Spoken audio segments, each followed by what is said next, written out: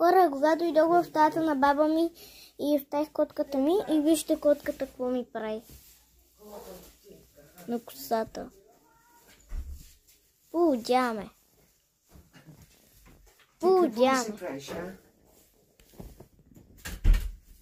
Дойде баба и веднага спря. Кой котито? Цита! Кой друг? Имаме даже таралеж, всичко бешко се казва. Имаме даже такова папагала, ама аз не ги показвам другите. Ей, цита!